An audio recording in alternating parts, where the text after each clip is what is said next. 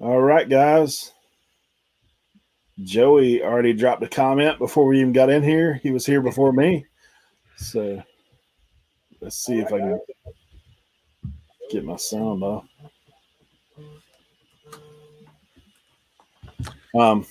Joey bada bing. Wouldn't you know, somebody trying to call me right now. Tim, how's it going, buddy? Glad you're here. Yeah, we're going to take a few minutes to get started. I know there's some people here in the chat. Like I said, Joey, Tim, good to see you. Come on now. Yeah, we were a second coming in. And guys, Sam will be in here in a minute. He's dealing with some daddy stuff. So he'll be popping in with us. But I'm glad you guys are here. As you guys see, Brian, thanks for coming in. That's great to have you guys. As you guys see, my guest tonight and Sam's guest, obviously, is flipping accountant. Justin is going to be here with us tonight. So we're going to take a few minutes and kind of go through our normal greetings and all that stuff, and then we'll give him a chance to tell us a little bit about himself. Nikki T, thanks for coming in. What up, Nikki T? We are glad to see you here, Frank. Good to see you guys. Yeah, I'll be seeing Rev and Nikki T here in about 3 weeks. You going to Alabama? Yes, sir. We are headed to the down to the 411, and I think we're going to be doing a little gathering with those guys. Okay. Going to go get a little redneck resale tour of the shop. So we'll be down that way. Yeah, that'll be pretty cool. Who all's going with you guys? So far, the ones I know for sure is Rev and Nikki T are going to be down. Obviously, Colton and Courtney live there. Right. Colton's brothers, Smoking Flips, if you've seen that, Brandon, those guys are going to be there. Actually, my brother-in-law and sister are traveling with me, and my parents are going to meet me up there. They actually have to they just bought a new vehicle. They got to drive to Carolina to get a tag. So where they're at in Florida right now, caring for my grandmother, if they drive straight to North Carolina, like straight up, it's like 7 hours. Whereas if they try to come to me, it's like 12 and a half. So, wow. So they're going to meet us up there and go there. Sean, good to see you. Hey, Sean, man, congrats on the first video. I just want to take a second to congratulate you on that. Like I said, that first one's always the hardest. Once you get that out of the way, just keep it going. But we're glad that you have entered the world of content creator. Yeah, it's a lot of work. I never realized how much work it was until I started doing it. I was like, you guys do this every day, every couple days? This is crazy. Yeah, it's a lot. It's a lot. I've been a little slack this week myself on creation. I've had a lot of irons in the fire, but I've been trying to get some filming done, and we're going to have to just take some time to edit. I think I'm going to do some of that tonight so I can get a video out in the morning. Yeah. Well, guys, there's obviously a few of you here in the chat already. If you missed what I was saying earlier, Sam's going to be dropping in a little bit later. He's got some daddy stuff going on. Joey Bada Bing. Good to see you, brother. Glad you're here. Always bringing excitement to the room. But we're glad to see you. So tonight we have as a guest, we have Justin, the flipping accountant. So I'm going to let him go ahead and introduce himself to you guys. And if you're not subscribed to him, his link is down below in the description. So make sure you get on that, get on some of the videos. And as always, if you have questions for him, if you'll drop it in the chat and put it in all caps, I will get to you. I do thank you guys for all being here. Everybody that's here watching this evening, we thank you. So, Justin. Hey, everybody. How's it going? My name's Justin. I'm a full-time CPA, work in the accounting industry, and part-time I do lots of different various side hustles, eBay, Amazon, merch by Amazon. I design T-shirts. I also did Airbnb out of my house for about a year, which was interesting to say the least. Not doing that at all anymore, and don't plan on doing it again, but that was fun doing that too. But yeah, I've been reselling for a few years, and I just started making videos a couple months ago. And like I said just a minute ago, it's I can't believe how much work you guys put into this. Making the videos, editing, making good angles and good content and all that stuff. I have a new level of respect and admiration for the people that consistently put out good content, because I don't think that's a given talent. Like it takes time to learn that, and a lot goes into it. So yeah, there's no doubt. Yeah. But yeah, I've been doing reselling for a few years, and I also do local stuff, Facebook Marketplace, go to thrift stores, garage sales, state sales, auctions, just wherever I can find good deals. That's where I like to go. He also has a dog that likes to be on YouTube. So if you hear the squeaking, what's going on? Yeah, I apologize. No, it's no problem, man. I know that's what. Yeah, there you go. Yeah, this is my Yorkie mix, Bernie. He has this like sixth sense that when I start talking or when I'm on camera, that's when he's like, "Hey, it's time to play. I need some attention." So sorry about that. Right. Hey, Louie, that is some fancy stuff you got going on there, bro. Thanks for coming in. Wow. It's like, yeah, how did you even get that? I have a hard enough time just trying to type in the chat, but that's looking good. I thank Louie for coming in, and Joe Deals, thanks for coming in, bro. Like, we do that. So, man, you obviously have a lot of irons in the fire, and have had a lot of irons in the fire. It sounds like definitely got that entrepreneur spirit, like a lot of us that are reselling. So what kind of got you going with getting into the reselling thing? Was it? Yeah. Well, I'd like to thank my dad for that. When I was younger, he had a furniture store, kind of taught me how to, buy and sell stuff, but he had a large knowledge base in like furniture, antiqueware, glass, like different stuff like that. And that's kind of how I got into it, because he had me kind of help him start doing an eBay thing, years ago. Mm-hmm. And that got me into it. And then, I went to school, and I got my bachelor's degree, and then I worked for an auction company for a couple of years. And that was kind of it was like a local auction, online auction type deal. So kind of think like, basically like eBay, where you list stuff, and then when it sells, people come to pick it up. So, hey, Sam. What's up, entrepreneur hustler? What's going on? Listening. Dude, Sam, you got a little cut, didn't you, man? I did, man. I got I was envious of like Joey and Calvin, man. They were having those sweet fades, and I just needed a nice fade with like a shape up. This dude like got me lined up. It's good. So yeah, I just noticed on the side of the hat. I was like, whoa, okay. I wasn't like growing wings over my ears. I was like, oh man, I look like I could be in a K-pop band. That's so much hair. Never used. But hey, Justin, man, I appreciate you coming on and joining us. I know you were in the middle of us telling us about your dad and your hustle and grind, but thank you for coming on. Yeah. Thank you for inviting me. I appreciate it. So yeah, man.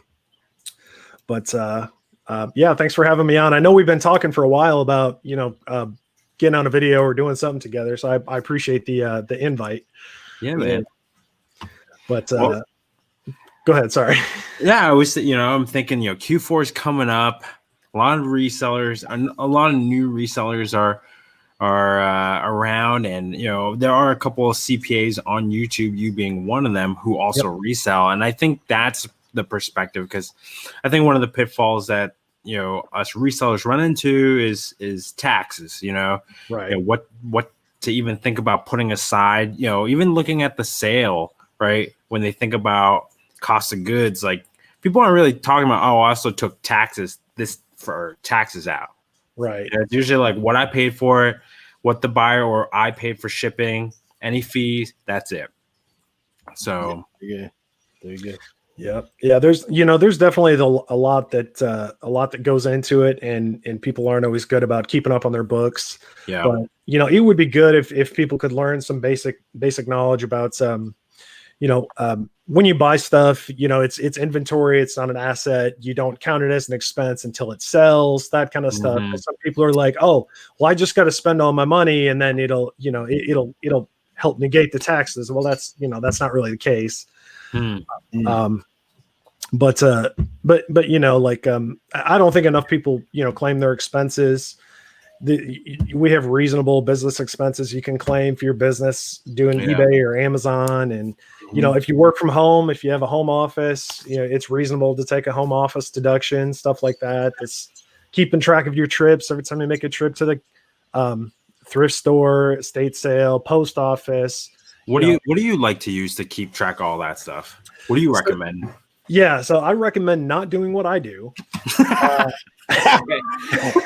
Hey, so you're like everybody else. So what you do for a living is not what you do at home. Is that so not exactly. So it kind of bleeds into each other. But like, I'm a nerd for spreadsheets, so I like keeping my own spreadsheets. So I have a little document scanner. I scan my receipts. I keep track of my expenses, and I have my own way of doing things. So I use spreadsheets, but I've heard good things about like QuickBooks Online, GoDaddy accounting, GoDaddy bookkeeping, stuff like that. And those aren't expensive services, but it's just good to it's important to know your sales figures and know your profit margins and stuff like that, because if you're not making profit, it's not really worth it. Like some people focus too much on like sales, like I got to make $1,000 on sales this week or this month or whatever your goals are. And that's great to have goals, but at the same time, it's like, if you're getting eaten up by fees, if you don't know what you're paying for your expenses, if you don't actually know how much you're making, you're probably not making much.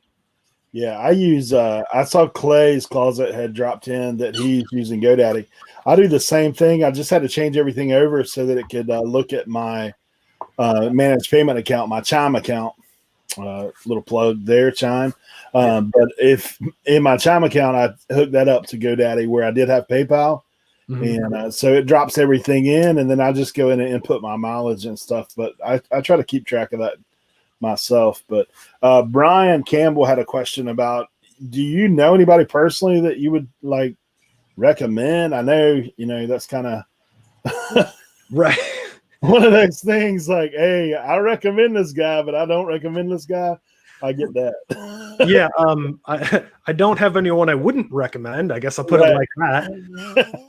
But most of my friends, most of the people that I went to school with and I got my master's degree with, they work for corporations or companies or whatever. They don't do independent tax stuff. I have one friend that does. He has a tax firm, but he doesn't really specialize in online taxes and stuff like that. And I've had a number of people, over the past 6-8 months, like ask me to help them or ask me to, hey, can you do my taxes, or hey, can you do bookkeeping and stuff like that? And like, I'm capable of doing all those things, but I've got too many different things going on at the moment. Right. So maybe like next year, beginning of the year, I might start doing taxes for people and stuff like that, because I would enjoy doing that. And I enjoy that kind of stuff. But not to plug somebody else too much, but I've heard great things about Not Your Dad CPA. Yeah.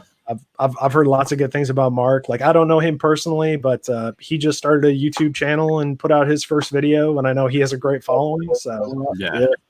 Mark is a great resource. Yeah, I've heard him. I've watched his stuff and heard him talk a few times on other folks' channel. So, but it's nice. There's a couple of CPAs around, and because not I think too it boils down to like personality and how people click. So if and when you decide to start her up, I know you'll have some people lined up to call upon your services. Yeah, and that's and that's kind of the hope, that maybe one day I could turn this into like a consulting or like just doing taxes or helping people with their businesses and stuff like that. Because I have the I have the certification, I have the education and all that kind of stuff. But I enjoy my full-time job too much, and doing this on the side, I have a good balance right now. So it's always good. Balance is important, man. Yeah. I've been watching Cobra Kai lately. They talk about balance a lot. So yeah, that's an interesting show. The Flip. Great Who show. was the good guy is now the bad guy. The bad guy's now the good guy. They balanced it out. But, yeah, it's one of the things. Louis, thanks for the plug, bro. Nice. Only 45 away from 1,000, huh? Yeah, I've been 45 away for 4 days now. He's on his way. They just flirt. Yeah, the thing that we need more is watch time. So invite your friends to the chat so they can come and subscribe to Justin and, Right. and Sam and get these guys. But yeah, so I know you were talking earlier that you've done a lot of different irons in the fire. You mentioned the Airbnb thing. Yep. So you had guys come and stay in your house, inside your house, like not a separate entrance or anything, like in your guys and girls. I didn't just not just one, you know. Right. Everybody is welcome. But yeah, you know, I was looking for other ways to make extra income, and I looked into it, and I was like, well, this seems like an interesting thing to do. And I read about it on a blog from a guy. I can't think of his first name right now, and I apologize, but the blog was called Financial Panther, and it's about like financial independence, not reselling, but a lot of different side hustles. Mm-hmm. And this guy was making like $500 to $700 a month, just renting out a room in his house. And he was doing all these side gigs, like walking dogs, delivering groceries, delivering meals, all that stuff. And I was like, I'm not going to do 12 more, but I was like, I can try the Airbnb thing. And I watched a bunch of videos. I learned a bunch of stuff about it. And I reconfigured my house because I live by myself with my dog, just me and him. And I reconfigured my house and I changed all the locks. So basically the locks, my bedroom has a lock. My office has a lock. My garage, the lock is inside out. So you can't get into the garage without a key. So I reconfigured everything. So like when somebody would come to my house, they'd have a code to get in the house, and then they wouldn't have access to any room except for the common areas, their bathroom, and their room. So that worked. Yeah, that worked out pretty well. And like if somebody booked, I just sent them a code, and they have a code to the room, and then or code to the house, and you know. It was cool because when I want to make extra money, I turn it on and I'd have people stay. And then when I wanted privacy, I just want to be alone, I just turn it off and good to go. That's awesome. So it worked out really well. I only had a couple iffy experiences with it. I never felt unsafe or anything like that. But I had somebody almost burn the house down once, which is kind of cool. Never heard anybody say arson was kind of cool. I mean, I have actually. Never mind. Yes. I mean, what were they cooking? What was it? Was it burnt popcorn? No, what it was I have a lamp in my living room, and it's a 3-way lamp, so it has 3 different settings, right? So low, medium, high, and the lamp burned out in their room, so they took the 3-way lamp bulb and put it in their lamp in the room. Well, if you do that, it only runs at the highest setting, and it melted the lampshade. Oh, dang. So like I came home and I was like, why does it smell like burning plastic? I was like, what's happening right here? But dude. But yeah, nothing was burned. That melted pretty good, and I'm glad it didn't like catch anything or any of the sheets or any of that stuff. But that was probably the closest to damage I had. But other than that, it was pretty smooth sailing. Yeah. Yeah. That's pretty sweet though. Like, I mean, that's one of the things that Graham Stephan talks about, who I follow a lot. I don't know if you ever watch him, but he's like self-made millionaire, real estate mogul, like he kind of got his start on YouTube just talking about buying multifamily homes and living for free. Sure. And basically having another family subsidize your entire mortgage. Right. It's house hacking is what it is. Right. Yeah. Right. So still reselling, your space, your utilities and your land. So yeah. Well, I've always been a firm believer of multiple streams of income for sure. Like I'm definitely on that train to where it's like, man, you never know like what'll happen. And it's interesting. I was listening to Jeremy today was on eBay Addicts, and he was talking about like he's never known what it is to live paycheck to paycheck since he was 21 because he was always hustling. He was always an entrepreneur. He was always somebody, And I was like, really, man, that's where it's at. I mean, there's opportunities, like whether it's Airbnb, it may not be exactly what you want to do at the time, Right. but you know, it's a way to make a hustle, and you know, you can turn it into as much as you want. And the same with reselling, you know, Right. it's, if you get into it and you think of it as a hobby, like, oh, it's cool and all, but if you start thinking of it from a business perspective, like it Right. definitely turns into a way to pay the bills for sure, a way to carry. So yeah, and that was kind of what I was thinking. You know, I wanted to pay down some bills faster, and I was like, you know, maybe I could use my house to do that. And you know, I'm like, I don't really want a roommate, but I'm like a temporary roommate a couple days a week. I'm like, I will give it a try, and if it goes well, great. And I listed my place. I took some good pictures. I was like, this is not going to happen. I immediately like was booked like that. And I was like, okay, there's a demand for it, you know. Yeah. No doubt. So hey, I mean, I think, and this is what I'm looking at Jimmy's comment here, you know, for those of us out there, like how much time you think, you know, we should be investing in it? Because like, you know, you don't want to like completely ignore, because it is an important part of your business. Yeah. You know, I've definitely heard of folks, you know, running other businesses that like try and skip the taxes, and the government, they do not like that. No. Right. So government wants their money. But like, you know, how much time would you invest in it, you know, for your average Joe who just doesn't care and just trying to, and plans on handing their stuff over to somebody anyways? Yeah. You know, it just depends on how much, you know, how much help you need or how much bookkeeping you need, stuff like that. You know, if everyone should be trying to leverage their time into what is most valuable to them. For sure. Right.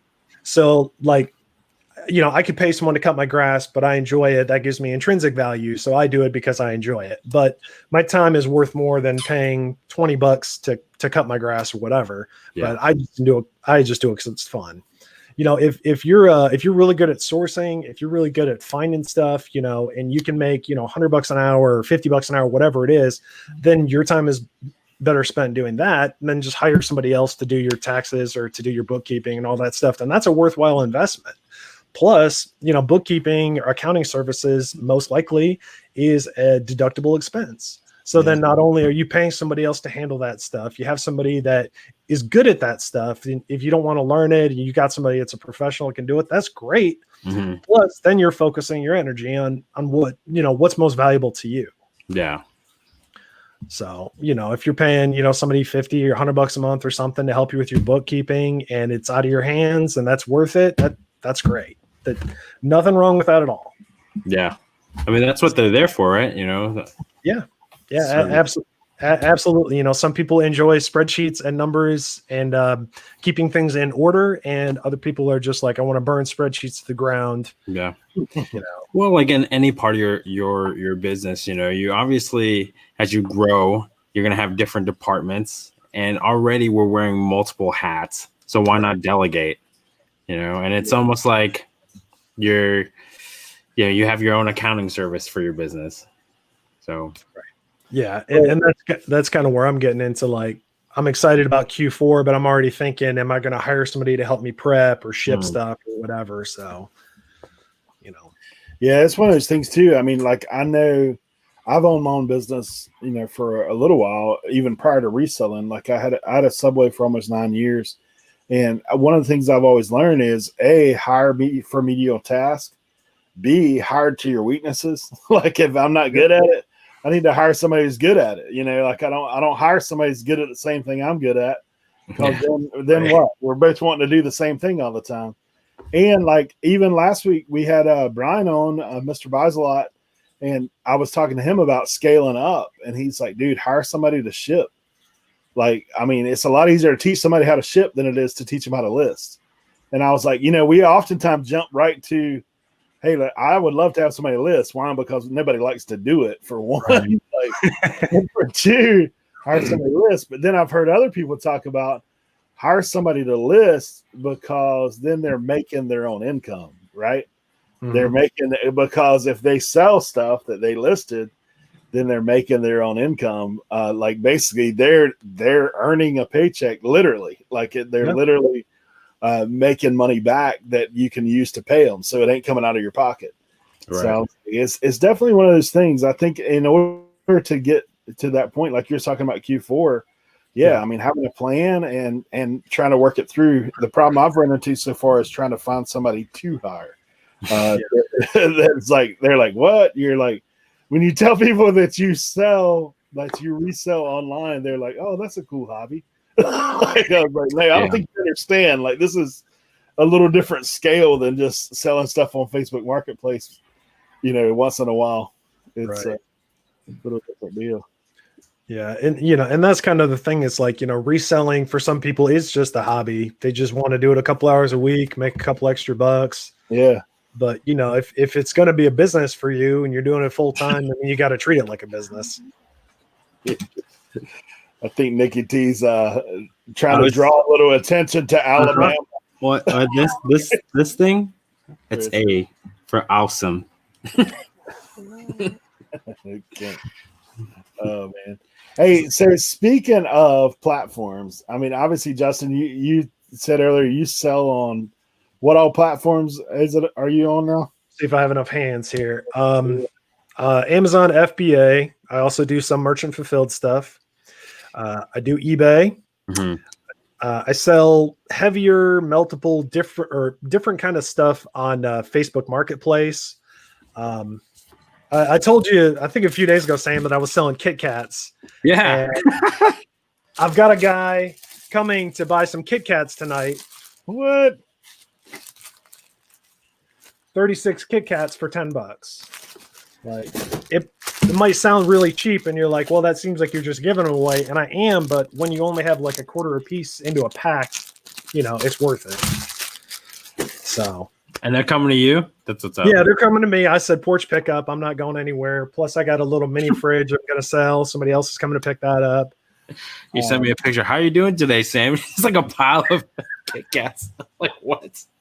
But, I mean, that's the wild thing, man. Like, getting to talk to all these different resellers and what they're, kind of getting a glimpse into their world and what they found and they're excited about, Yeah, it's you can pick different stuff, and you don't have to do the same thing every day. And some days I'm like, all right, I'm gonna list on Facebook Marketplace. Other days I'm like, all right, let me get some eBay numbers up there.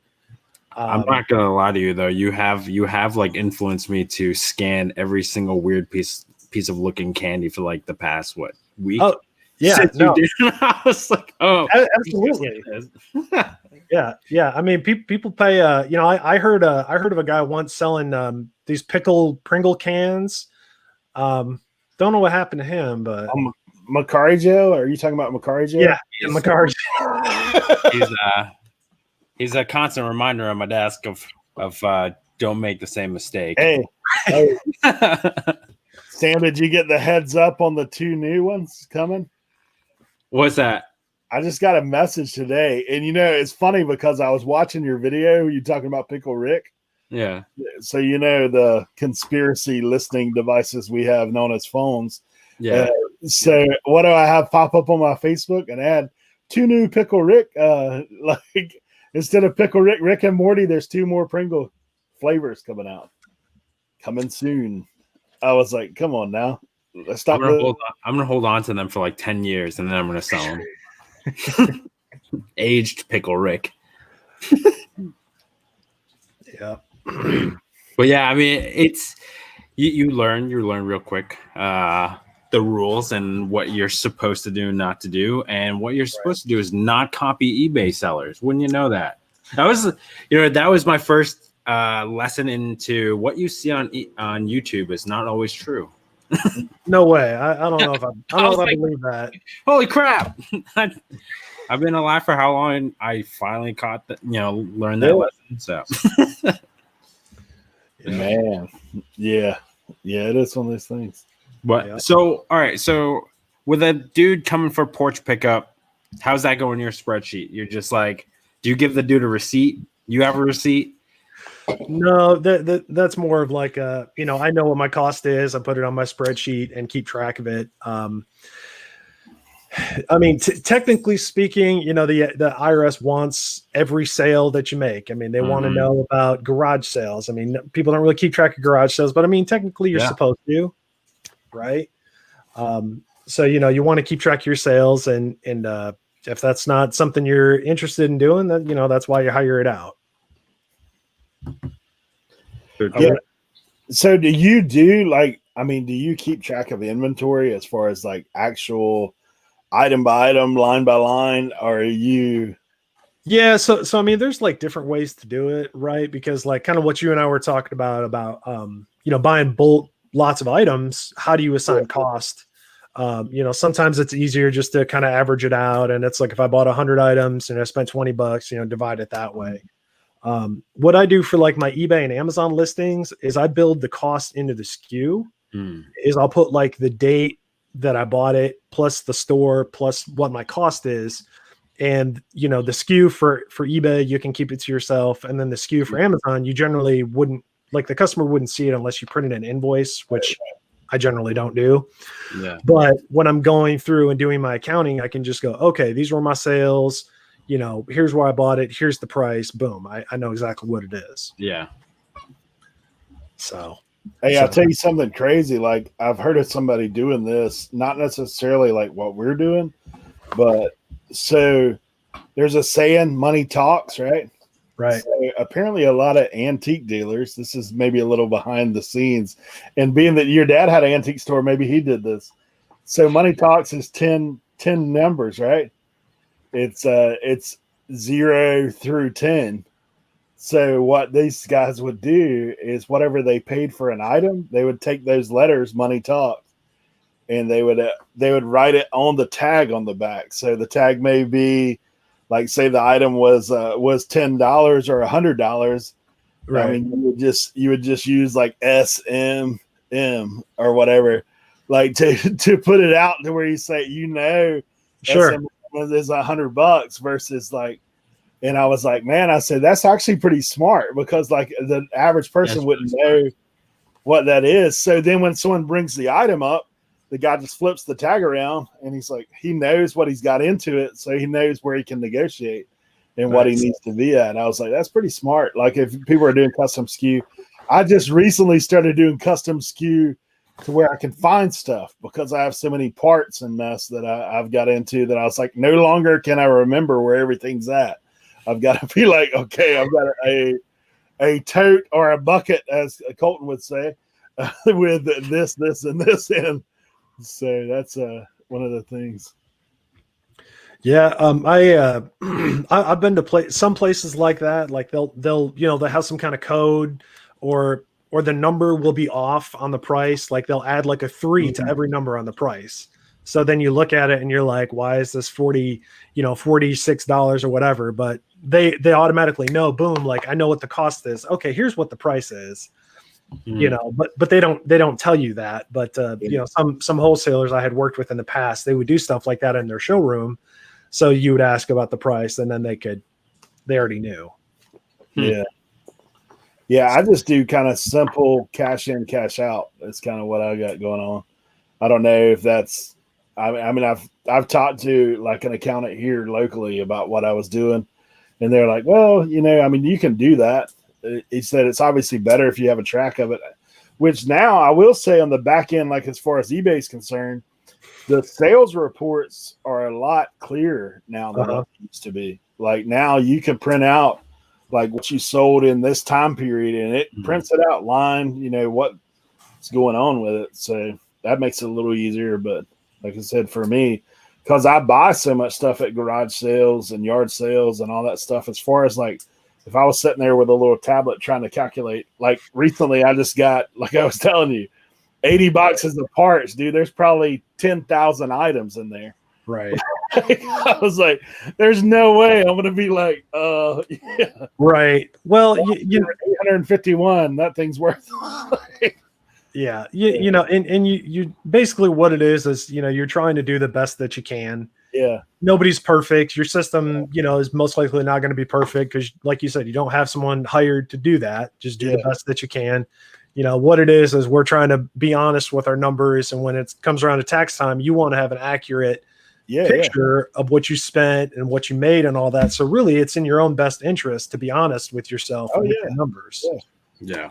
So. Yeah, especially on what you like you were saying before about expenses. I mean, I learned all this from having my own business, like about expenses. Sure. Honestly, I got ate up the first year I got taxes. From going from being an employee who has a deduction and you've got a small amount of stuff to owning your own business, because I did have an inventory that I had to account for because of the type of business I was in. So like every year my inventory would fluctuate. That first year I didn't realize I had to pay taxes on all that inventory I had sitting in my thing. I was like, oh my gosh, like this is crazy. So now I've learned, expenses, all that kind of stuff is yeah. Kent said audits are a blast. Yeah, man. Absolutely. Yeah, no doubt. Yep. So haven't been there yet. Well, tell you about a little game called the Audit Lottery. You guys ever heard of that before? No. Well, yeah, maybe Ken's got a story here.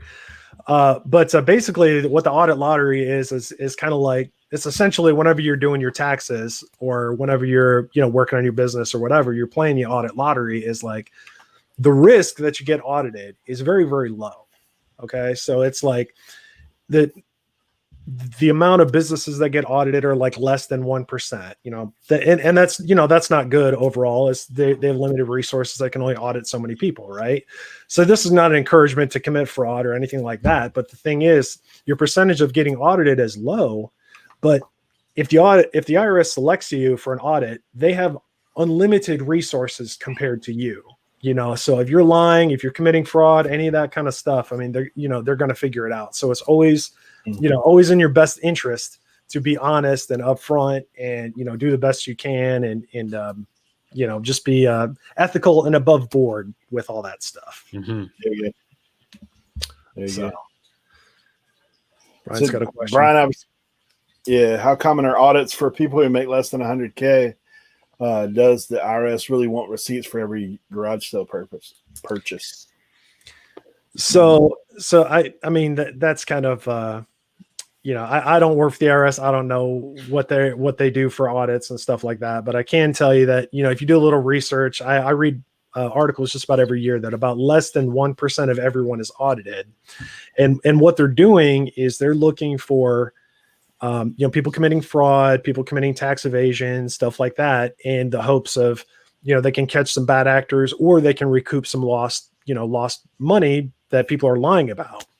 So it becomes like a question of materiality. Materiality is like, so we have to pay people to audit, businesses and individuals and stuff like that, but they have to pay them a certain amount of money. So if they're focusing their resources on trying to recoup losses and recoup this money, they're not going to focus on the people that are making small amounts of money. Where's the big bucks? It's the people that make a lot of money. Right. So it's like those companies are more likely to get audited than people, not making as much.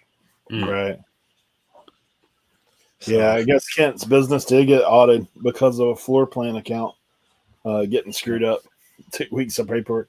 I've never had that, honestly, because I've done a little bit of that stuff, like the back end of business. I've used like a tax software, like for small business. Like I've used that. I even used it last year, but last year was like my first year doing any reselling. I only had a couple months worth, so it was kind of easy. But I had worked for myself for a while, so I've done that whole thing and just kind of plugged in the numbers. Like that's pretty much what I do. And then if I have a question outside of the normal, then I obviously reach out to somebody. But that's kind of what I do. Other people, I don't know what I'm gonna do yet this year, because this year will be a lot different. Most of my year was dealing with reselling, so that's a little bit different. Yeah, definitely not silly, by the way. Brian said, yeah, thanks for answering silly questions. I think not silly. Yeah.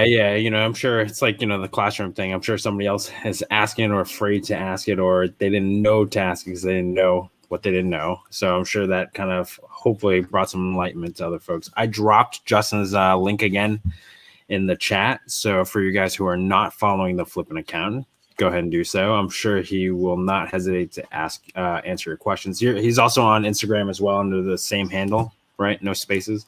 Yes, sir. So, yeah, man. I mean, that's how we chat. Is there a better way to get in contact with you?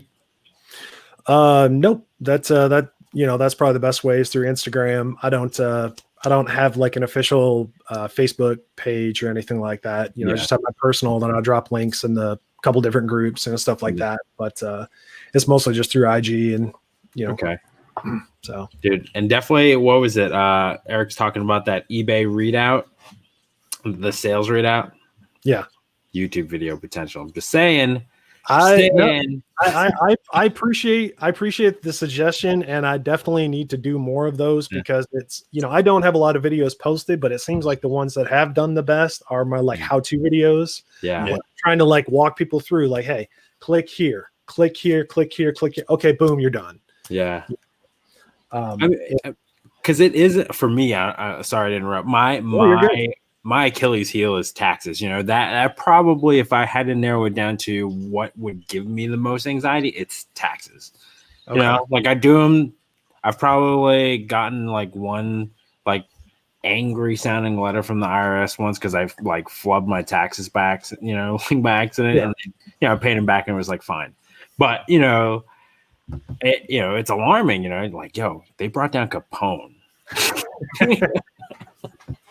Not like and so I'm appreciative. So whenever I give you video ideas, it's out of my own selfish suggestion. I gotcha. But, yeah, no, that's why I said don't play the audit lottery. Don't don't take that risk. Yeah. Yeah, that's what I like with my stuff. That I always do that audit protection stuff. Like, we're gonna double, triple check it before you send it off. Like that's with using software. They have that. It's extra money, but hey, for me, that's money well spent. Like, right. It's like if they're gonna basically insure your audit, then you're it's just like everything else. Yeah, and they have all these kind of different like formulas too when you're doing your TurboTax stuff. They calculate, do you fall within a certain range? Like, are your calculations reasonable? Like, right. Is your sales in this industry? Does this make sense? So they can't guarantee with like 100% certainty, but they can be like, hey, we've done like 10 billion tax returns. We feel pretty good about it. Yeah. That's what I've like. I've used that stuff and not had any problems. Like it's always been good. So, but that's me. If you don't know about that stuff or don't want to deal with punching all that in, I mean, obviously you want to see a professional.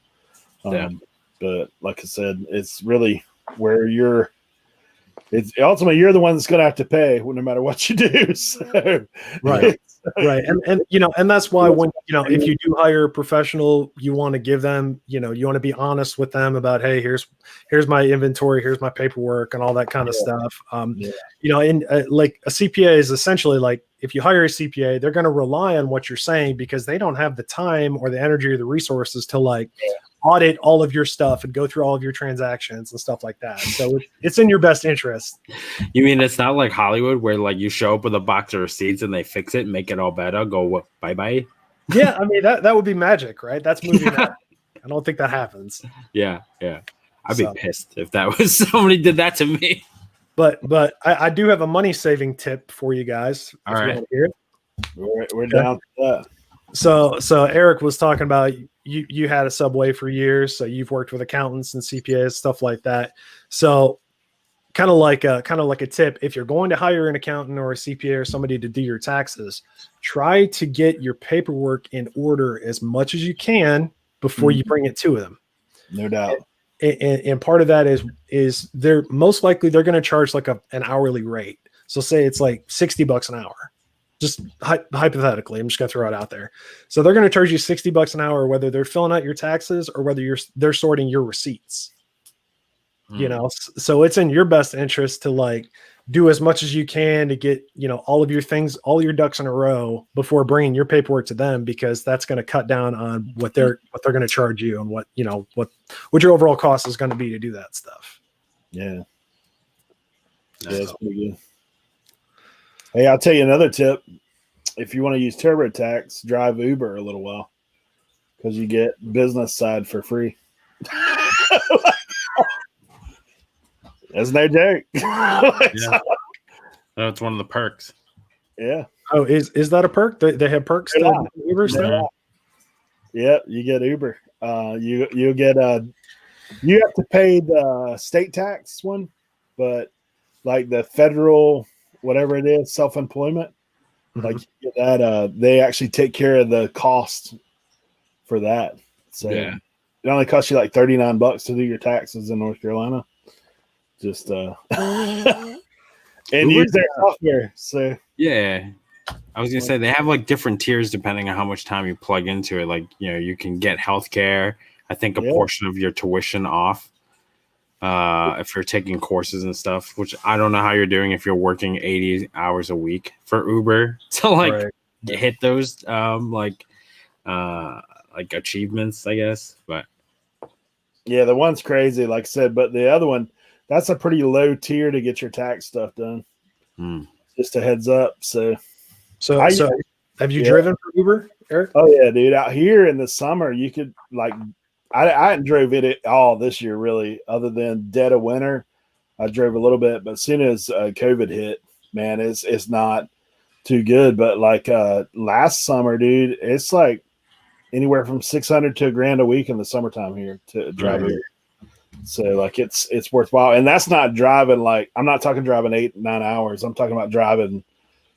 I would drive like 4 to 10. Like wow, yeah, that's awesome. So you could do that for sure. Like Sean has a nephew-in-law that lives close to the Outer Banks, so he drove a little bit of that. I do want to welcome Miss Shasha, and you are helping me tremendously with watch time. I see your comment on all my videos for like the past week almost. So that's a big thumbs up for me. So I need to put your channels on the background of when I'm working is what I'm hearing. Yeah, dude. Like when you watch hours. Yeah, I'm at like I think I'm now at 24K. Get it.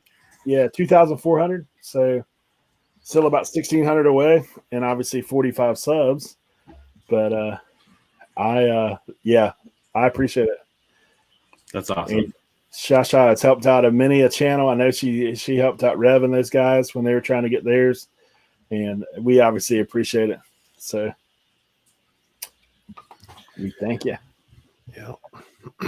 I know it's not a huge milestone compared to some people out there, but I just hit like 300 subscribers a few days ago. I was pretty apprecitive of that. I appreciate everybody that follows me on Instagram and YouTube and all that. Yeah. And I have I mentioned this earlier, but I mean I got a better understanding and a lot more respect for people that make videos and that make them entertaining and do a great job. I'm not going to mention Sam's name or anything, but you know, people that make good videos that, you know, entertaining. It's great. You know, you guys put in a lot of work, and I think it's pretty awesome. Appreciate it, man. Well, you know, and I mean, as you grow too, I you know, try not to lose sight of like the excitement for like, dude, when I had 300, I remember how excited I got.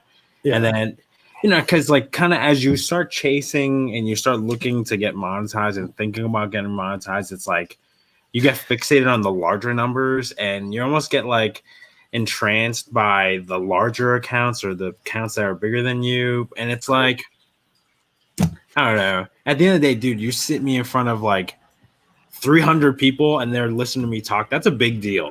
Like, you know, most folks would like, I don't know, they'd rather go skydiving instead of talking to even 100 people in the same room. You know what I mean? Like, so to like just even celebrate that, man, I think that's awesome. And I try not to lose sight of that as we grow. Yeah. It's crazy. Like when me and Sam first got together with a show and Jacob, I think we were just over 200. Like we were like 200 and change, I think the both of it. Mm-hmm. And like we were talking about the same thing. We're like, dude, we're stoked. Like every couple of weeks, we're like, man, check this out. Like we're here, we're there.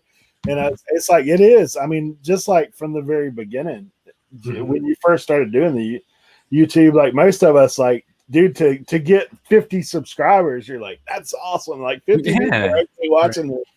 And I think the same thing now. Like, I'm like, man, I can't believe, like, it just goes to show it is just time. You know, it's put in time, it's put in work. And honestly, we are in a great community of resellers. Like, I know there's some people that talk about drama and they talk about, you know, oh, reselling is community. But dude, we've got like 25 people in here right now.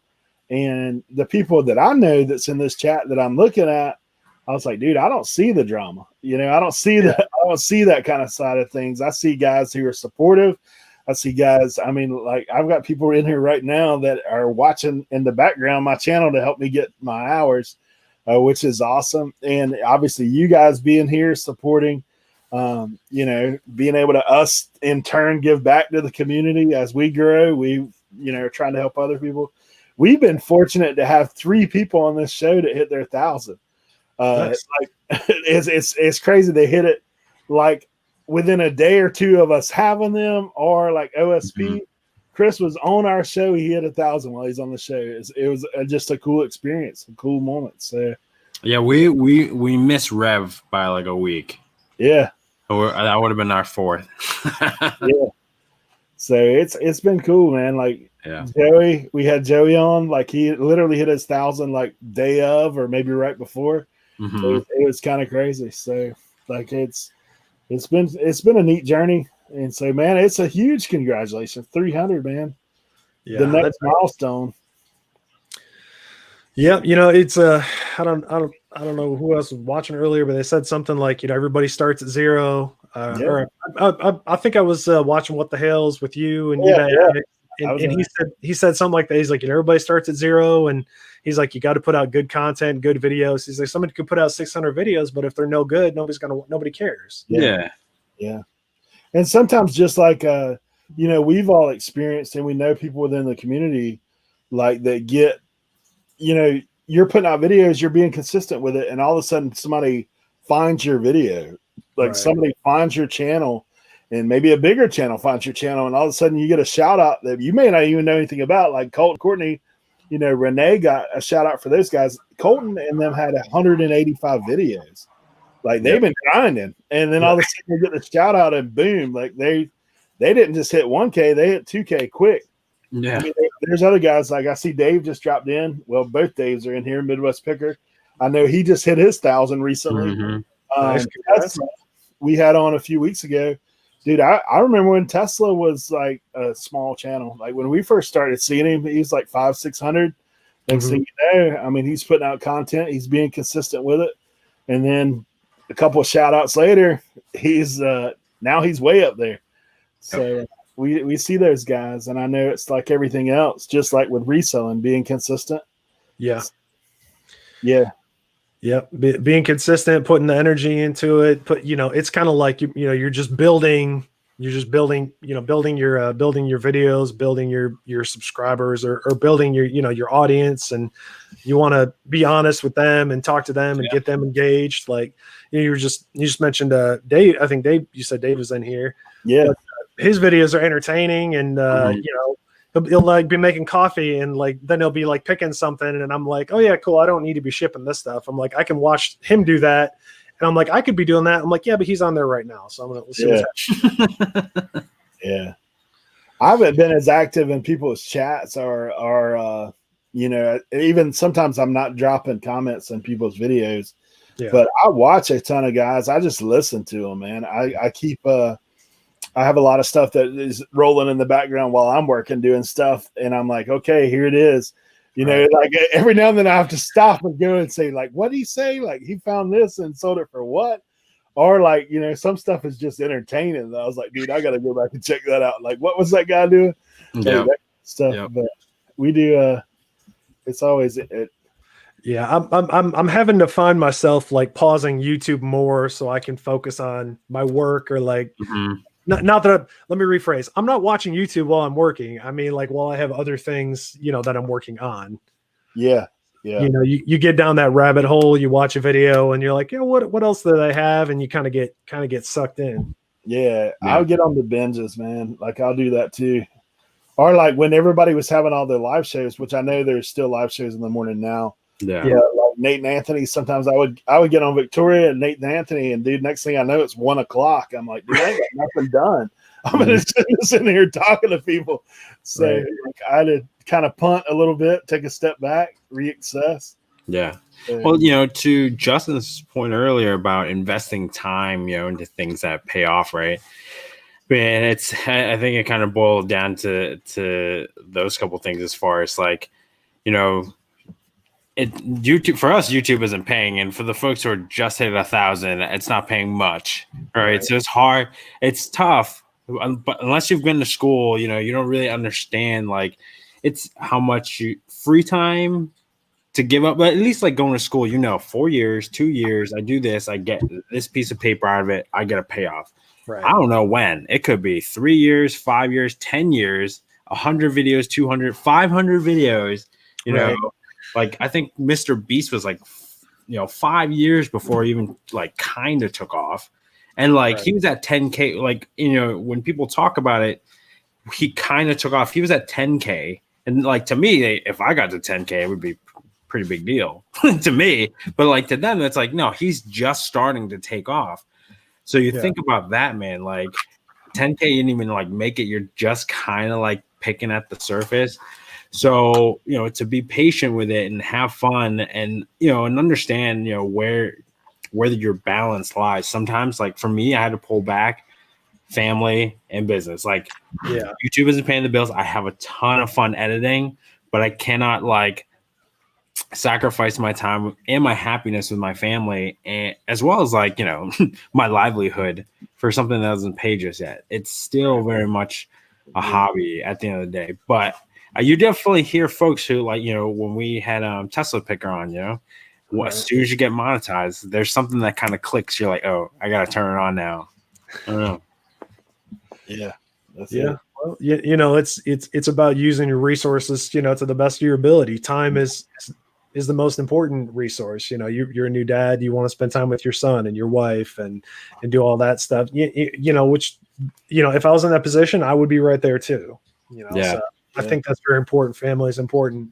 I talk to my mom every other day, or I call to check in on her. She doesn't live here. She lives up in Michigan, which is where I'm from. Mm-hmm. So I check in with her. I check in with my family, and try to keep in touch the best we can, and do use the time that we have to move forward. Yeah, for sure, man. So that's it. That's what Tesla dropped in the chat. Got to find the balance. He struggles with balance as well. I think that's everybody, man. It's figuring it out, like what it is, the balance versus one versus the other. I know for me, my sales took a serious hit because I got so caught up in doing YouTube, like that I was like, okay, I'm gonna crank out YouTube, and then I was like, oh, wait a minute. I was like, I need to crank out some listings. Is what I need to do. Yeah. It was one of those things, but yeah. It's funny because like I went on one of those live streams, those YouTube help live streams last weekend. It was like Tim Shermer from I think it was like Video Influencers. It was one of those like, and I asked the question, how do you balance even like taking a time off? Because that almost feels like no. Like once you get going on YouTube, you do not take time off. You are a slave now. Like no way. There's no like what I mean. If it's like you gotta live your life, man. Yeah. And he was pretty straight up. He was like, dude, I had a newborn. I took 3 months off of YouTube. Like, it's not like the NFL where, yes, there are going to be new accounts that come up and new people will come up, but like, you're not going to get forgotten. You know what I mean? You're not going to get like buried away at some team like the Cleveland Browns. Sorry, Cleveland Brown fans. But yeah. Yeah, I think it's one of those things. Yep. So Justin, one of the things I was kind of curious about, and I know like when it comes to Amazon, like obviously Amazon, we're not asking you to say, hey, like what are you selling on Amazon? Let's get a peek so we can go tank your items. But obviously getting into Amazon, like what was it that kind of drew you into the FBA, and like how's that going? Like, are you able to get unlocked in a lot of things? Like what's that process look like with you? Yeah. So I've been doing Amazon FBA for a couple of years now. am and I have been a 6-figure seller, which just I kind of want to clarify because some people don't know what that is or they get the misconception. It basically just means like within a 12-month period, I've grossed like in total sales like over $100,000. That doesn't mean that's how much money I've made. That just means like total sales, 100,000 or more, which sometimes people focus too much on that top number and they don't take into account like expenses. Like eBay or Amazon takes a huge chunk of fees out. Mm-hmm. Like they will give anybody a return for any reason. Mm-hmm. You have storage fees, you have shipping fees, there's monthly fees, there's just all sorts of different stuff that goes into it. So sometimes people will be, brag about like, oh, I've had X amount in sales, but they don't actually know how much money they've made because, they're not accounting for all the fees and all that different kind of stuff. Yeah. And different business models, Lambos and Rainbows.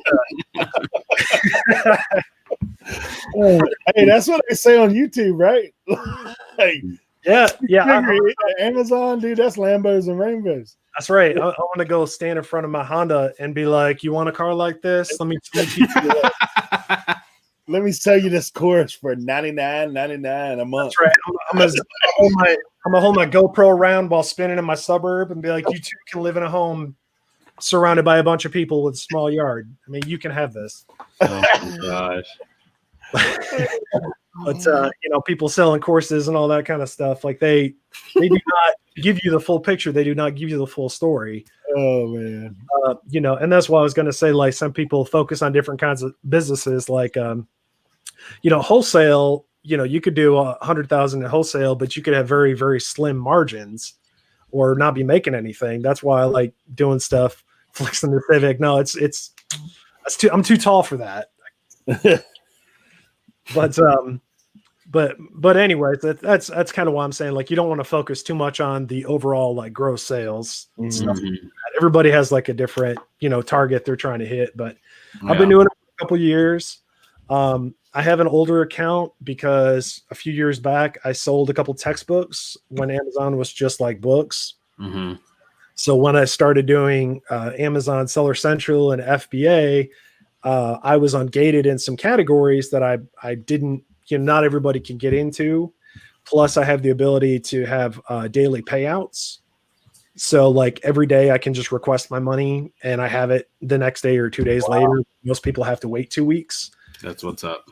Yeah. So like during like Q4, like I'm churning my money as quickly as I can. I spend awesome. It, I sell it, I ship it, the next day I get paid, and we just rolling. That's awesome.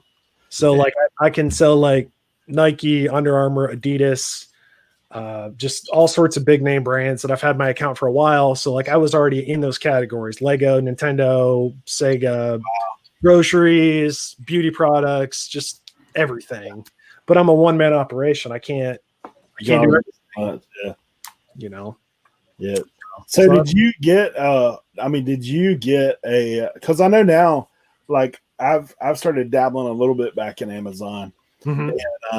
And for me, obviously ton of stuff is gated. I've sold a little bit of stuff, but there's a lot of things I can't. And now, like, I know when I was trying to get into it last year, I could hit a button and like try to get approved. Right. Now I've noticed if you hit a button, they're asking for an invoice. Like they're saying, what's your wholesale? Like, how's that work? So do you have a wholesale thing? Or are you like, well, I do have a business, LLC. So I have like an official business that I have everything separate. I have my personal and my business account separate and stuff like that. I don't know if you heard the doorbell ring, but my person is here for the mini fridge. So give me just a second. Let me go sell that real quick. No problem. Boom. So, guys, we do want to thank you guys for coming in that have popped in. There you go. That's a fridge. That thing looked like a mini box. He's not kidding when he said mini. Yeah, where's that hold? Like 2 beers? Yeah. So, guys, we do want to take a minute to recognize some people that have popped in. And I was trying to get back up here because I know Pick with Joy. Good to see you in here. I don't think I've noticed you in here before. Jeff, thanks for popping in. Storage Scavengers, thanks for being here. Brandon, dude, looking forward to some of that Alabama cooking when we're down your way. I'll be bringing that white barbecue sauce. The 411, I think he's going to be doing out some of that. Dave says, have you heard of the MMA fighter Tank Abbott? No. I don't know. $40 richer. Dude, that is a serious mini fridge, bro. Like, Got pink and blue. what? So What is that, like 2 cans? 6. You can hold 6 cans. So I had a lady ask me, she goes, "Can I fit a bottle of wine in here?" And I said, "I'm sorry, I don't think so, unless it's a tiny bottle." But Yeah. Nikki T knows what you're talking about. 6 cans and has a Bluetooth speaker if it's the same one she knows of. What? It sings and it keeps your stuff cold? Well, Hey. now it's a different kind of fridge, huh? Yeah. More micro fridge than mini fridge is what Kent says. But yeah, this lady rang the doorbell and we were talking, and then as I was getting to the door, she started like pounding, and I said, "I'm sorry." I said I was chatting with some friends, and sorry about that. So. Uh-oh. Guys, Jacob popping in the chat. Good to see you, bro. Jacob's the reason why this show exists. So, That's right. how'd you kids how'd you cousins? You tell your cousin keep his pants on. Oh man. What episode was that? Oh gosh. Dude, that was way back. That was like second or third. Jacob, you remember which one your cousin came in shirtless? Go ahead and remind us. Or, people can just fish around Eric's channel. And Dude, was that when we had What the Hells? I don't think so. I want to say it was Andy. I want to say it was Andy. It was with Andy. Yeah. There you go, man. Go back and watch that one, boys. Justin, we'll get back to you, bro. No, you're good. So, sorry about that. Yeah. No, you're right. Hey, so you were talking about Amazon. You're talking about the whole like wholesale account, like how that works. Right. Yeah. Sorry about that. Oh, you're right. So me personally, I have an LLC. I have a business that is separate from my personal stuff, which, not everybody has to do. You don't have to if you don't want to. It does afford different protections, and there's benefits and negatives to it as well. But, I have one, and I'm registered through my state, and I have a tax ID number and all that stuff. And essentially what that does is like I can buy stuff and not pay sales tax because the platforms I sell it on are going to collect and remit the sales tax. So the thing is, like with a lot of categories that you want to get ungated in, you have to buy from a reputable distributor or like a wholesale company and stuff like that. And they generally want some kind of business information. So like they want to know if you have a tax ID or if you have a business license, stuff like that. But you don't have to be an LLC. There are other business types that you could form, or you could just try to get a resale tax certificate. Each state is different in how they handle that kind of stuff. I got you. So really, it just depends on like what category you're trying to get into. Some categories I've heard of will like ungate after like 6 months if you have a good record of sales. I'm in some different Facebook groups. People get ungated in like Under Armour and Nike and stuff like that after like 6 months or a year, but they have X amount of sales. So if you're starting out, that's really tough when you're gated in everything. Yeah. So some of the stuff that I've picked up recently, like not super recently, but like I checked a bunch of that parts and stuff. Like that's a no on everything. Yeah. But like there's other items that I've picked up. Like, for instance, in that sporting goods section where I look at and they have the item, but there's nobody got it listed. And obviously there's not a whole lot of sales volume, but I've sold a couple of those things like that. But it is hard, when you're not like, if you can't do grocery or if you can't do like, if you're kind of hampered just doing books for the most part. Yeah. Or I think they do let some use video games, a little bit of that. Mm-hmm.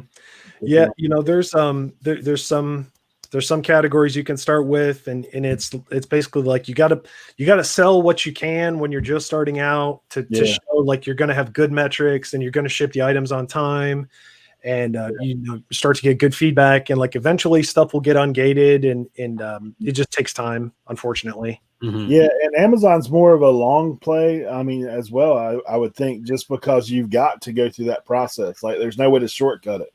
Like eBay, if you came out tomorrow on some crazy good stuff, like you could list it and sell it pretty quickly. But Amazon, like, it's one of those things, like you got to kind of pay your dues before you get there. Yep. Yeah, I definitely say, like, on the topic of ungating and stuff like that, there is a ton of free resources and like YouTube videos out there that, there's ton of them out there that tell you like what companies to buy from, what the steps are, here's how I did it. Here's how you should do it, stuff like that. And they can't guarantee it, but there's a lot of really good resources out there that'll just walk you through it, which is kind of a neat thing. But, in a lot of times you have to have like a business license or something to buy from certain distributors for them to work with you. Well, I mean, like for me, I know because I've done other stuff before, even like I said, I had the Subway, but I used to work for the bread company. I've sold food, like all this kind of stuff. I did credit card processing. Like, I know businesses and I know of businesses. So I know like most areas have a local distributor that they may service, like convenience stores or like just little mom and pops, and like anybody can walk in there and buy stuff wholesale. If you, like you said, if you had a business, you could go in and you could buy 10 or 15 of this, or, whatever you needed to order. Like, you could order, they have a minimum that you'd have to order, but you could go there and pick it up. So, I mean, I know that might be an option. And like you said already, like margins obviously are a lot different on all these platforms. Mm-hmm. Right. Amazon margin, like you say, 100K. I mean, I know just for myself seeing it, like 15 to 35% is what you're looking at profit most of the time versus the opposite. Like, it always cracks me up in reseller groups when I hear people complaining about fees, like with eBay and Macari and all that. And I was like, dude, look at Amazon, bro. Yeah, they get you coming or going, man. They charge you fees when you sell something. They charge you fees when somebody, when you're shipping it in, when they're shipping it, they get you coming and going, but it's such a huge marketplace. Yeah. Like, once you get in, it's kind of hard not to, I guess. Yeah, and it's volume play there, right? So like you're instead of selling one item, you're selling 100 items. Like, it's pretty quick. Right.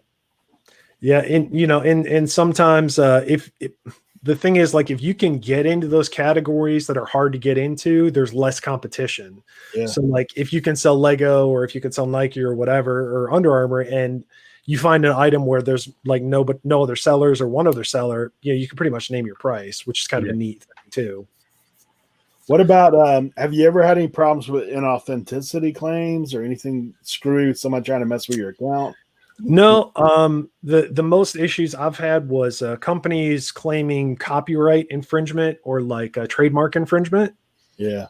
And that's basically like the big companies' ways of trying to shut you down from selling their product. Uh-huh. Like a health and food store in my area went out of business, and they had a few different weeks where like they had a closing down sale, and I bought a bunch of stuff. And one of the products I bought, I think it was like a makeup product, and I bought like 20 or 30 of these like mascaras and blushes and all that kind of stuff. And I was selling them on Amazon. And in one day, like this company hit like 10 of my listings with copyright infringement. And they were like, this is inauthentic. This is counterfeit. You have to take this down. And I immediately I shut all of those listings down. I deleted that stuff. I had a hard time getting those marks removed off my account. I think most of them are taken off, but if a company goes after you with stuff like that, like that's an uphill battle trying to prove that your stuff is legit. Yeah. So same thing. Like when I tried Amazon, that was the first platform I tried. Well, I was doing a little bit of eBay, but I was like, man, I tried it and I took some bad advice on YouTube. So there is that other side of that. Like, be careful what you're watching. But the guys were like, well, all you need is a receipt from the store, right? I was like, yeah. When they hit me with that inauthenticity, But what it was, I truly believe, I don't know this to be fact, but this is my opinion. I believe there was only one other seller on those items, and he had bootleg pictures. Like, I mean, he took pictures on the carpet of his floor, you know, that were up there. So I'm like, he was the only other seller. I listed my stuff within an hour. I had 3 inauthenticity claims, 3 different product lines, and I was out because 3 strikes you're out. I'm just getting started. Like, I didn't have a history, so I was already out. And then I tried to go through that hoop jumping about sending receipts in, all that kind of stuff, and I'm still like, that account is still locked for me. But I just opened another account. My daughter actually opened it up, so we're selling through her account, trying to establish, you know, some history there. Trying to be a lot more cautious in the beginning this time around. But yeah, and I guess it's like, and it's those little stories, like the negative stories you hear, that get scary. Yeah. They're really like one-offs, you know, because then I hear the folks they've been selling for a while. Yeah. Right. Yeah, I mean, like, I get burned on stuff too. Like right now, the post office is really hurting me with like merchant fulfilling stuff. Packages are being delivered late. Packages are not getting scanned in. Packages are not being delivered at all. Yeah. And I have customers like reaching out to me like, hey, I didn't get my package and you shipped it 3 weeks ago. And then I respond, I'm like, hey, I shipped it 3 weeks ago. I can prove it. The post office lost your package. I'm really sorry, you know. Yeah. And then they have to file a claim, and then you have to file a claim. I just went through that yesterday with a customer, and they were, you know, and my post office never even scanned my item that I dropped off like 4 days ago. Oh yeah, it happened to be sitting on this table. I'm like, guys, this is why I get you guys gift cards at Christmas, so this stuff wouldn't happen. Yeah, it is. It is one of those things. I mean, it's crazy. It's kind of scary when you go on all those platforms now and they say, due to the problems with COVID, the post office isn't very reliable. Right. Thanks for the heads up. I mean, knock on wood, I haven't had a ton of problems. I have had some late deliveries in certain areas. It seems like it takes longer. But where I'm at, as far as getting packages out, it's not a problem. Right. But sometimes if it's going like New York or somewhere like that, it may get stuck. Or I even had one this past week go to Florida, and the guy messaged me. He's like, hey, my package is just sitting here. I was like, well, I mean, I don't know what to do. I'm not going to drive to Florida and knock on the post office door like, hey, why is this package sitting here? Right. There ain't much I can do. Like, upload the tracking. Like, what else? Yeah. Right. There's not much that you can do. I mean, I mean, and I'm curious, like, you know, I think Mike is talking about it, but like what Rev Store, his second card store without any tracking with his sports cards, how that is, how that's working out. Because I've had to, my personal business, I told Eric this, the last month, I've had to basically eat everybody's orders and upgrade them straight to priority so that I got tracking. Yeah. I just couldn't. For me, mentally and emotionally, I just was not going to deal with this but I'll just pay it. You know what I mean? Like, I was not going to deal with where's my package messages anymore. Right. You know, here's the tracking. If you can't find it, talk to your post office. Sorry. Like, yeah. I just, I'm right there with you, man. I'm buying insurance on everything that's like $20 and up. It's an extra 30, 50 cents. I don't care because things are getting lost. It's not worth it to me. Yeah. I just got burned on a $60 item a couple of days ago. I posted about it on Instagram. I was venting a little bit, you know, nothing over the top, but I sent this $60 item, tracking, insurance, all that stuff. That's great. Doesn't show up for a month. And the customer messaged me, hey, I didn't get it. Okay. So contact Amazon. They get a refund, right? The item just got delivered. So they got their $60 item. They got their $60. I lost $60 out of my account. They have the item, and I can't file a claim with USPS because it's not lost anymore because it was delivered. Yeah. So now I'm fighting with Amazon to get my $60 back because now the customer doesn't want to respond. Yeah, of course. Yeah. How convenient. Right.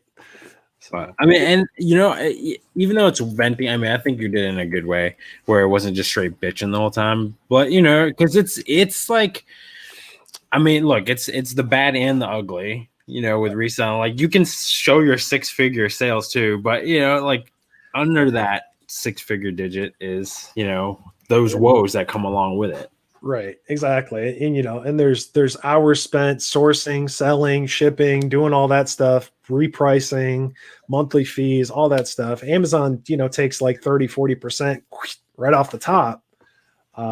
So it just depends. Each platform has its own benefits and cons. I think eBay is great too. I sell a lot of stuff on eBay.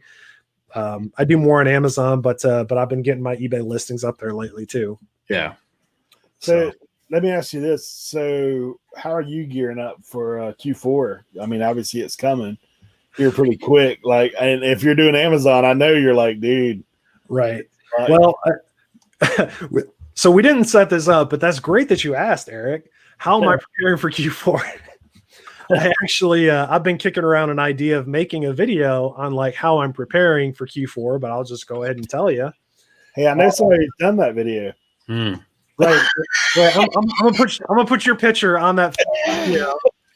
Like this is all Eric. No, I'm buying a lot of supplies right now. I'm buying bubble mailers, packing stuff, tape. I have a bubble machine, so I can make my own air pocket. So like I don't have to buy any of that stuff. But bubble mailers, mailing supplies. I'm thinking about buying a tape gun, or not a tape gun, not a tape gun. One of those big tape machines. You know what I mean? Oh, that dispense. Yeah, Hey. Like a nice tape machine, because it's like, you want to be more productive. You want to have the good tools, and it's expense anyways. But I'm loading up on poly bags and labels and tons and tons of all that kind of stuff because, it doesn't expire. It doesn't go bad. And I'm going to use it eventually. Yeah. Yeah. Sure. So I'm loading up on supplies. I am going through and listing as much of my death pile or my back stock as I can, because that's money I've already spent. Right. And I'm just trying to build up that cash flow so I can just spend more and more. I'm looking into hiring somebody to help me out, whether it's a neighbor or a friend or somebody off Facebook or whatever. I mean, there's tons of people that need work, and it's not a hard job. No, it's just So how do you go about because that, brings up something that I'm working on as well. Like, so if you're hiring somebody, obviously there's training involved in that, but I know also like with, as far as practices, like, if you're hiring somebody to list, like, are you coming up with some kind of template where you're like, okay, this is what I want. Like, I want this pictures like this. I want this like this, like to help streamline that? Or are you kind of just going to train them by the seat of your pants and let's go forward? Or, just hand them a camera, do your best. I believe in you.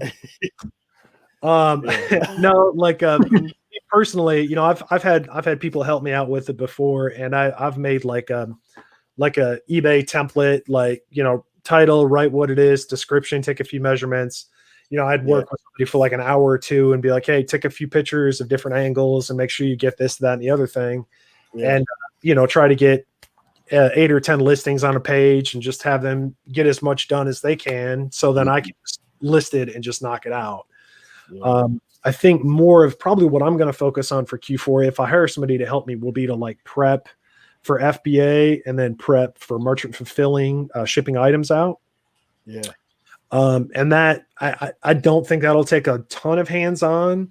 It'd be more like teaching them how to like, either package stuff or print the labels and stuff like that, because I can't go out and buy 100 different Bakugans and then come home and then ship them and sell them and do it again the next day while doing my job. It's like something's got to give, Mm-hmm. But somebody's got a question down there. Yeah, that's Dave. He said, sorry if you missed it. Does Amazon take 40% for FBM? Oh, hi, Dave. Each item has like a different, I don't want to say different percentage, but it's usually like calculated off of like weight, plus they do a pick and pack fee. That's FBA, but FBM is, they take a certain percentage of everything that you sell. I'll see if I can find an example here. So it's kind of funny, but these fridges, right? There was a listing for these last year because this was like a Black Friday item, and I've had these sitting around for a while, and now I'm just like offloading them on Facebook Marketplace. And I'll give you an example. But the problem is I can't sell these on Amazon because somebody changed the listing. Mm. So there is a new, I'll show you. You guys aren't going to be able to see it. Probably not. Hold on. Let me see if I can do it. Yeah, that's all right. So what it is they changed the picture. So this is still a mini fridge, but they changed the picture, and I can't sell it under this listing anymore. So that's why I'm doing it like this. But just to give you an example, like this is selling the new version, not this one. This is selling for like $120 FBA, and then $45 FBM, which is a huge difference, a huge spread right there. Mm-hmm. But seller fulfilled, they're taking $675 out of 38, and what, 15% ish. Yeah. So yeah, so that's a little over that. But that's almost 20%, and I'm doing the shipping, I'm doing all the work. I'm handling all that, shipping it out. FBA, they take a little bit higher fees, but it's easier to scale. I could send in 100 items in one box versus 100 boxes doing stuff like this. Then you process it once rather than process it, right. twice. Yeah. So each FBA, FBM each has its own strategies and benefits and pros and cons and stuff like that. FBM, my personal opinion, is tough to scale, but FBA is so unreliable lately, and then it takes them a while to like take in your packages and then scan everything, and then sometimes they lose stuff. I haven't had some good experience lately with FBA. So yeah, I mean, ever since they've kind of like stopped letting you ship stuff in to, since the whole COVID stuff started, it's been it's not like one hassle after another. Yep. Chris asked about your giraffe in the background, the Toys R Us. Yep. So I've got Jeffrey back there, and I have a 6 foot tall Jeffrey the giraffe cutout in my garage as well. Man, so that's kind of crazy. But yeah, I bought a lot of stuff when Toys R Us was going out of business, as I'm sure other people did, as well. I just saw, what was it? Century 21 in New York is going out of business. So anybody in the New York area that's got a Central 21 near you, that's a good place to stock up. Does Justin get any of his FBA items put in stranded inventory? I haven't had any issues with the potential high pricing error lately. What I've noticed lately is when I send a shipment into Amazon, so like last week I sent in a shipment of 100 units, mixed units, toys, vitamins, electronics, all sorts of different stuff. And what happens is it gets checked in, and then immediately the items go stranded, which I don't know if that's part of their new process, but the items went stranded. And then a few days later, they started to check everything in. So if you're an FBA seller and you're seeing that when you ship in a package and it goes stranded, like, don't freak out, because that's, unfortunately, I believe that's happening to everyone right now. Mm-hmm. Yeah, I mean, that's one of the things, like, I noticed, like, obviously, like, Nate, there every day I'm hustling. Like, we had those guys on the show. We talked a little bit about Amazon. Right. And he was talking about, like, he had to shift gears, like, when the whole shutdown started happening. Like, instead of sending stuff in, he just started fulfilling it because he's like, I have to. Yeah, like, they shut down the intake for FBA, and it was like we had no choice. Yeah, so I mean, I'm sure that you had to go take similar action to make sure that you're still getting rid of stuff. Yes, sir. That's why I'm gearing up on poly bags, poly mailers, any type of shipping supply. I'm going to have it. If FBA works, that's great. If not, I'm going to be ready either way.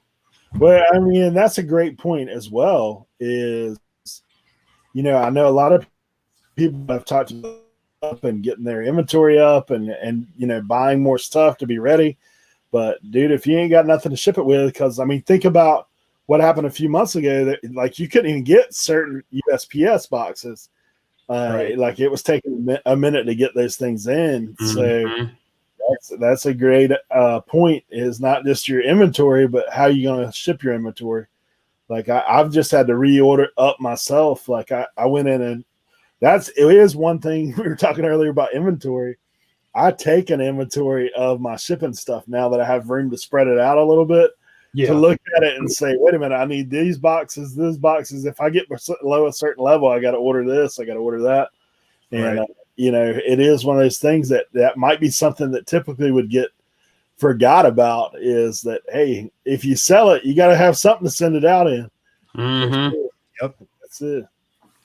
Yep, that's why I like having different sizes of poly mailers, poly bags, because you can wrap stuff with a couple layers of bubble wrap instead of having a box for everything. Lawn and leaf trash bags. That's what I'll be doing.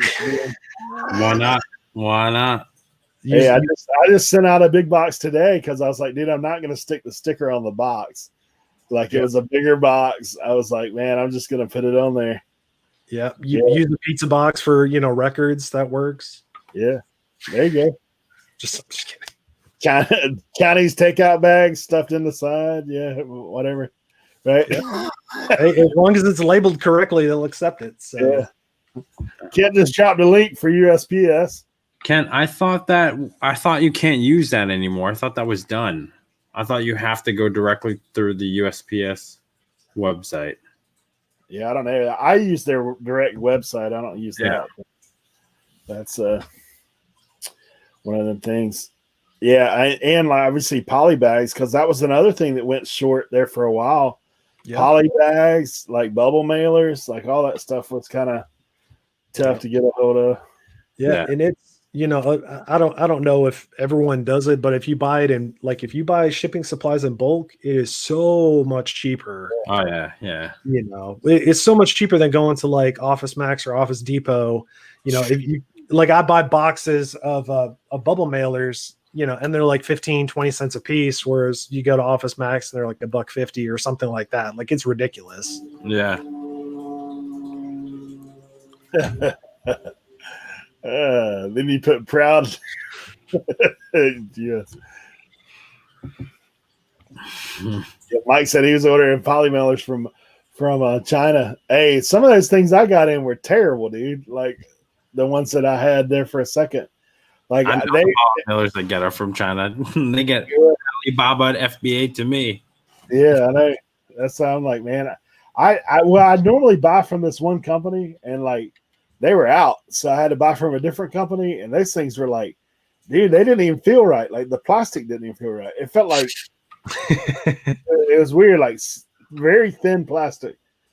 Like when you shove a DVD one and it busts the sides out, that's pretty tough. Like right, that ain't hitting on much. That's for sure. That ain't good. It's like cracking. Yeah, I was like, dude, what is going on with this? Like, how long have these things been hanging out? TikTok plastic. Yeah, TikTok. It's one of the things. But hey, I will tell you what I do. Like, and honestly, as the holidays get here, there's more and more. We have a store local that there is a dumpster behind that store that has bubble wrap stacked in that thing every day. Nice. I mean, and it's a clean dumpster. It's not anything they're throwing junk in there. It's just bubble and foam, like, and it's in there like crazy. So we do a little recycling. It's no problem. Yeah, keep it out of landfills. Why not? Yep. There you go. He's like, just find a good supplier. Danica, thanks for dropping in. Good to see you. Yep. I do not recommend using eBay supplies when doing fulfilled by merchant FBM. I made that mistake a couple of times. I'm like, wait a minute, you're not supposed to do this. Did you get in trouble for it? Or did you just like do it and you're like kicking yourself afterwards? Yeah, no, like I did it and I like caught myself and I was like, no, this isn't right. But if I use an Amazon box with eBay tape. How's that? Do that. I'm the jerk that does that on selling on Mercari.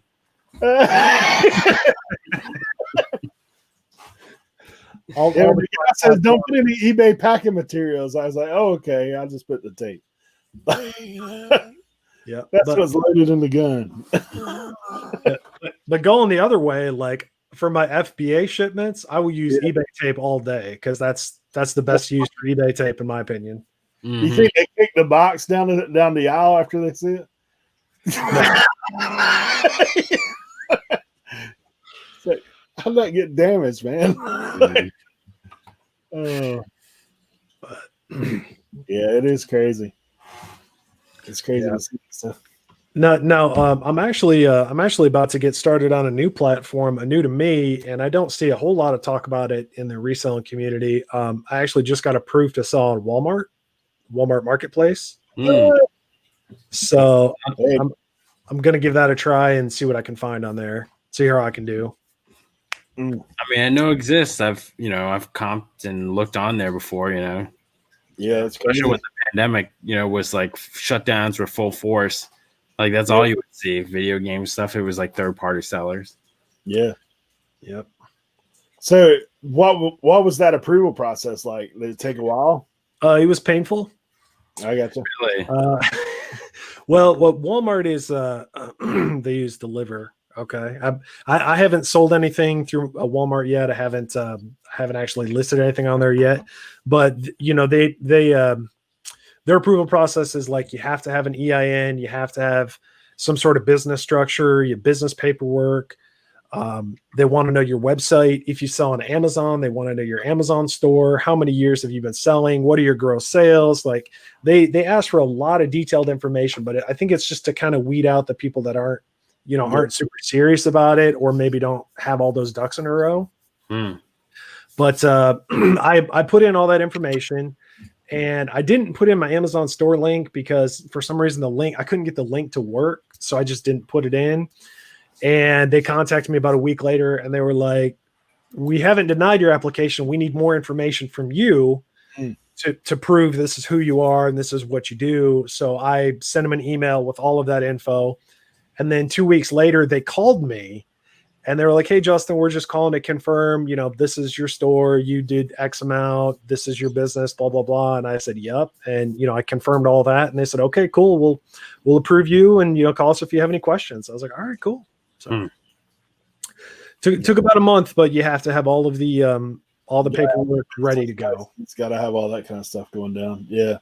Yeah. I mean, I'm sure like with Walmart, I mean, like just like Amazon's a little bit more than eBay as far as getting approved for theirs. So I'm sure that those guys probably take it a step further.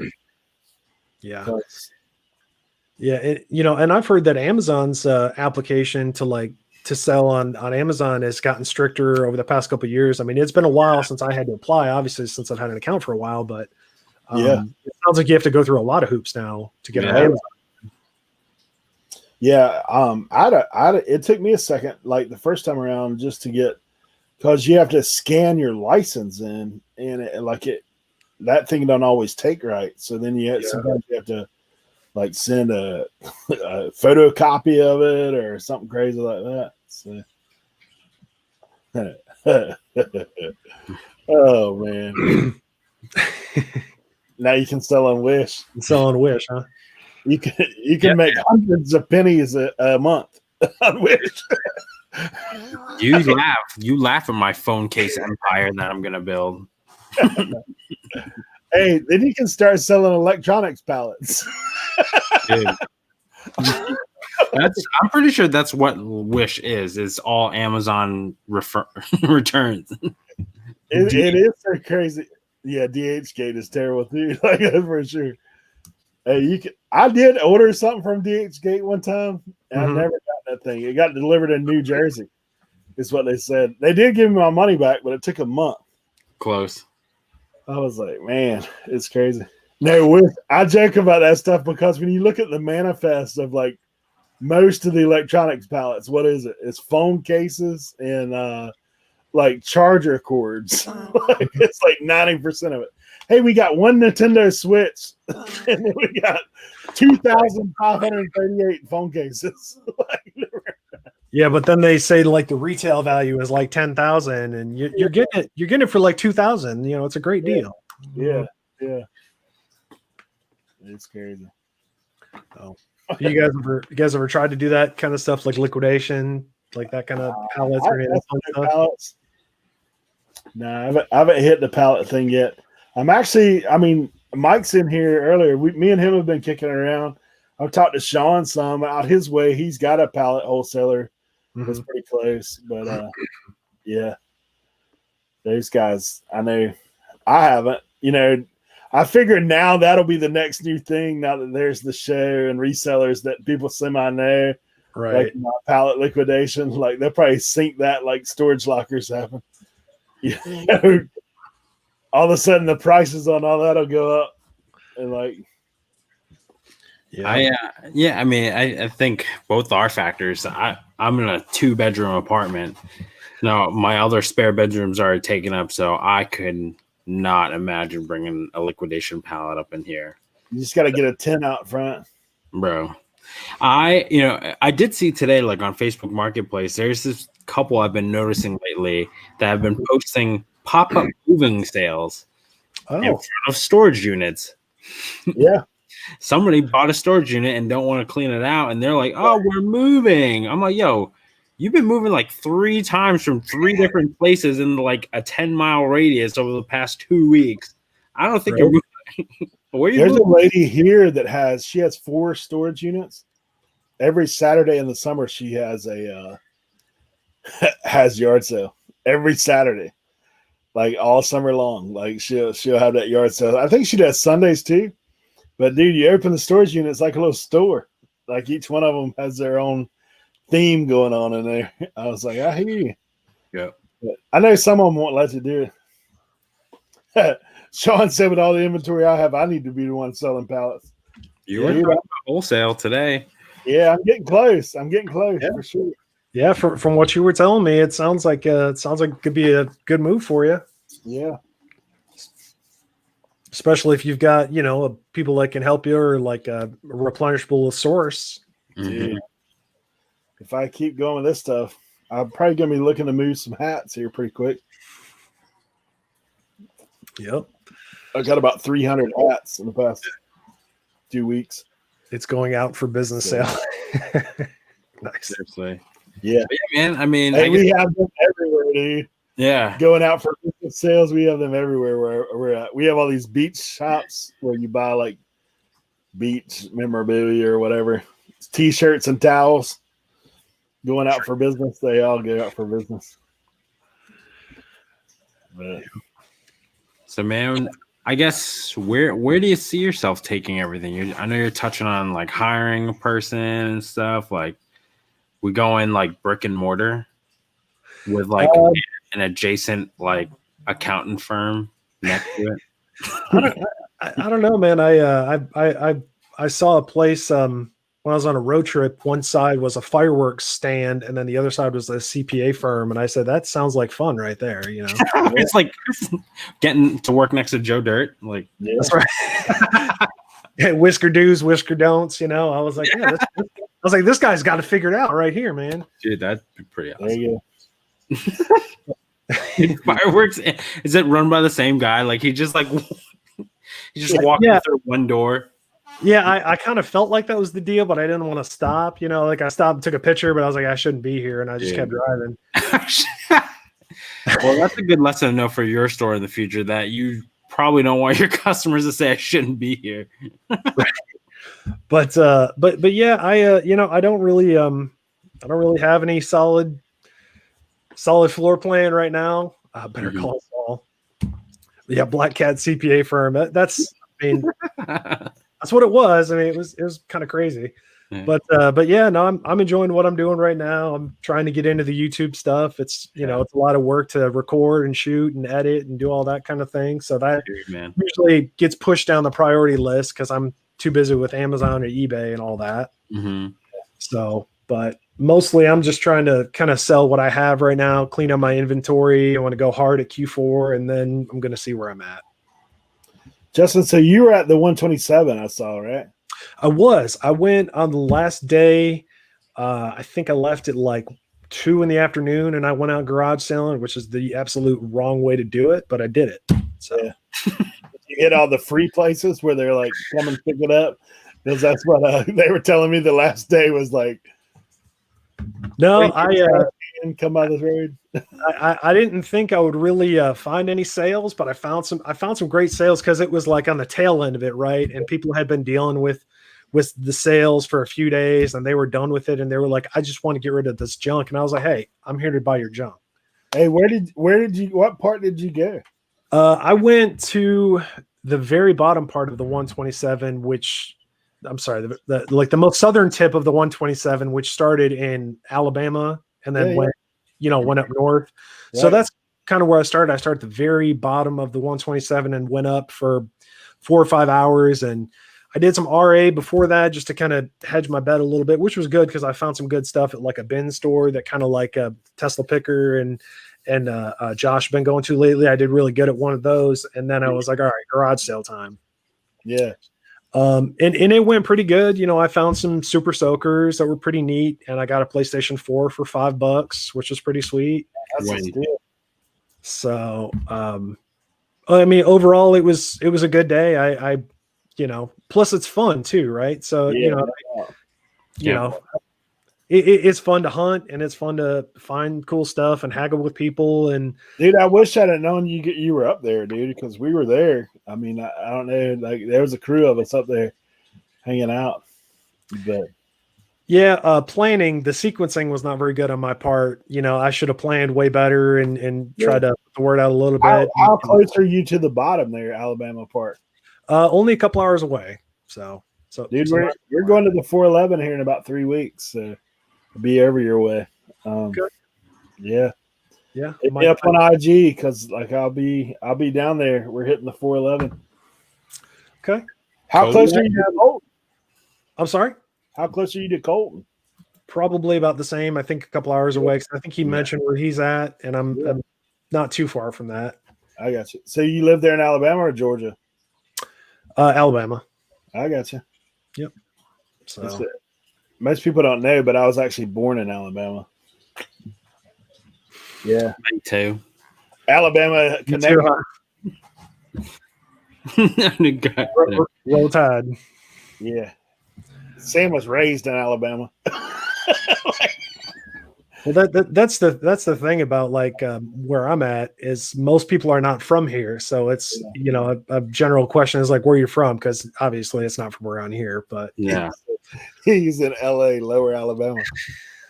I was actually born in Dothan. Oh, okay, I know where that's at. Mm-hmm. Yeah, I figured you would. Yep, home of the National Peanut Festival. Yeah, I another place in Alabama I like to go to. I like to go to Spectre. I've never been there before. They filmed part of Big Fish there. Big Fish is there. It's over the crater over by Huntsville. Yeah. It's like near Spectre as well. It's kind of where they did a lot of like the filming for Big Fish. Mm.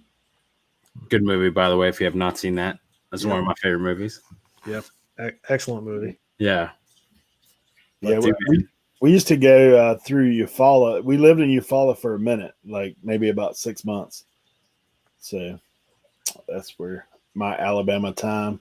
You need to check out the 13 Ghosts of Alabama. That's all I gotta say. 13 Ghosts of Alabama, huh? You ever heard of it? It's it's something cool to like look into. It gives you a little bit of like something to do around Alabama if you're looking to do something in Halloween time. Some neat stuff. Yeah. Yeah, Nikki T will be hitting up Bama in October as well. Nikki T and Rev. Can you ask Rev if he's got any video games? Yeah. You better ask before Colton does. That's hard to do. He asks driving down the road, yelling at people out the window. Bro, he's gonna have like a radio with a bullhorn. Hey, you with the lemonade. Got any video games? Yeah. Yeah, Nikki T and all those guys are up. Actually, I think we're going to do a live set from the 411. Yep. So that'll be the first Friday in October. Yeah. So that'll be good for you, man. Like if you even next year, now that you've kind of gotten your feet wet with YouTube and you kind of understand the timing of everything too. I mean, that's what helped USP. He had it the year before and, let him strategize for this year and it worked out great for him. Yeah. Because you guys did pretty good at the 127, right? They did it. I did okay. I mean, as far as picking, I mean, honestly, I'm kind of spoiled about sourcing, just to be honest. Like, I mean, like I said, I've got a guy now that I kind of get the hookup. Like, I hadn't been in a thrift store and bought anything in a couple of weeks at least. Yeah. Minimum a couple of weeks, and I was real selective then. But yeah, as far as sourcing, it weren't as good as I think. I like when it's all said and done at the 127. I'll probably will make a little bit of money taking into account all my expenses. And obviously, from the accounting standpoint, we're going to be writing off some travel expenses. Yeah, But, absolutely. But we, but honestly, the other side of it is getting to hang out with other YouTubers and spend some time doing that, and like us all going sourcing together. That's fun and a great time. So it's kind of like that we were talking earlier, that work-life balance. So, Right. It's almost like being on vacation. But yet getting to do stuff you enjoy, like treasure hunt and see what comes up of it. So, yeah. I mean, like Ken says, building relationships, I was just hearing you guys talk about like nearly seeing John and Lonnie. It's fun. Yeah, dude. Like we kept looking at Instagram and they were just where we were, and we never saw them, but we saw a lot of other stuff. That's for sure. A lot of other people, and we got to meet OSP, which was great because honestly, I didn't really have a whole lot of interaction with Chris prior to that. So we've talked some since all that. And yeah, it's good. It's nice to meet people that have similar interest and that kind of stuff. So yeah, it seems like you guys always have fun doing that kind of stuff, or those videos where you get to work with other people, So this is all still relatively new to me. So I was excited to do this with you guys. And the only other live interview chat thing I did, went on Ecom with Nate and Anthony, and that was fun. That was a little while ago. Yeah, I remember seeing you back then on there. But I've been on Beard to Picker's channel a couple times too. Oh, I gotcha. But no, it's fun doing this kind of stuff. You said the first Friday in October, right? Yeah. We'll be out there for that, and then like I said, I'm staying Thursday through Sunday. We're traveling on Thursday and Sunday, so obviously the 2 days I'm really going to be at the 411 are Friday and Saturday. But like I said, Friday night we're planning on doing a get together and going live on the show here. So that's something that'll be we'll do a big collab that day, I'm sure. So should be fun. But so guys, do y'all have any more questions for Justin in the chat? If so, now would be the time. If not, we'll start to shut this thing down. Sam, you want to talk a little bit about who we got coming on next week? So next week, we have a very interesting character. You may know him as the DC Picker. So we're lucky enough to have John come and join us next week, next Friday here. And then after that, we got the Reseller Rapid Fire Roundtable, or Rapid Fire Reseller Roundtable. Yeah, that's it. So if you guys haven't reached out to Eric or I and you're interested in coming on and just kind of sharing a little bit more about yourself, feel free to hit us up. So that'll be happening in 2 weeks. So yeah, busy. And then the third week is 411. So we're gonna have a busy 3 weeks. I was just typing. Yeah. John beat me to it. Center, Alabama. Yeah. Is that where Colton is? Yeah. Near there, I think. Yeah. Yeah. It's near the Gaston area. That's kind of where we're going to be. I know that myself, I'm staying a little further up. I think we're actually going to do that meetup at my house that I'm renting. So I think that's where it's going to be. We'll have to see how the internet works when we get there. That'll probably determine whether we're there or at the, those guys' warehouse. So, Hey, Kent, you're about as far as me, bro. Kent, that's like a 5-hour trek for you, brother, from New Orleans. Hey, you could probably get a flight into Alabama right now for about $50. That's why I'm going to Boston in a couple weeks, man. Flight's a round trip flight from Chicago to Boston is $50. I'm like, yeah. Drive. I actually was talking to someone today who they were talking about they're flying out to Montana from here, and he's like, dude, it's like $100. Like, he's like, man, I'm going out for the weekend. Like, you got an Airbnb. yeah, He's like, I'm still only like $300 or $400 in. yeah, Like, dude. it's unheard of. When I came back from Phoenix, well, I was telling Eric I had helped family move out there a couple weeks ago. When I came back from Phoenix, I had the whole row, 6 seats to myself. It's amazing. Yeah. I highly recommend sitting by the wing. If you don't, usually I would recommend it this time around because they aren't sitting a lot of people by the exits. Yeah. So, that's crazy. Nice. Well, Justin, man, we appreciate you coming in. yeah, man. Yeah. Any of you guys that are interested, like if you're going to be in 411 area, check with me or Rev and Nikki T. I know Colton and those guys. Like, we're looking at that. I saw earlier Brandon was in here. He's going to be at the 127. 411. Sorry, don't go to the 127. You won't find us there. 411. So if you guys are interested in that, but other than that, Justin, we obviously appreciate you coming on, and we look forward to seeing what the future holds with yourself and the community and YouTube and everything else that's selling. Kent said he loves the 311. 311. You're going to get me way confused. I'll just stop talking about it. But so, Justin, do you have anything coming up as far as videos, like any kind of events you got going on? Well, let's see. First, thank you guys for having me on here. Thanks for the people in chat for participating and asking questions. I had a good time being on here. So hopefully do it again sometime. I'll try to catch up with you guys in center. That would be kind of cool. That would be fun. Yeah. As far as like what I've got going on, I've got a couple of videos I just need to edit and put up. One of them is like a sourcing video, and then the other one did something a little different. I was sourcing my garage, my death pile, and I found just going through stuff that I forgot I even had. I found stuff like worth about $1,000 worth that I'm gonna that I've already listed, and it's starting to sell. So now that it's selling, I can put up like the comps of like, here's what I found, here's what it sold for, that kind of stuff. So just trying to mix it up a little bit, do some different stuff. So I've got a couple of videos that just got to finish getting ready. And other than that, just, staying busy, staying healthy, just trying to, find that balance with everything. So, right on, man.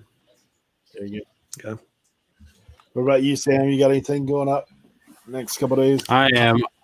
I think I'm back in my groove. I'm not gonna jinx myself because it took me 3 weeks to just put out one video since I got my new laptop and started the new program. So I got a new video coming out tomorrow, a quick one. Another Mercari video. So hope you guys enjoy it. All right, cool.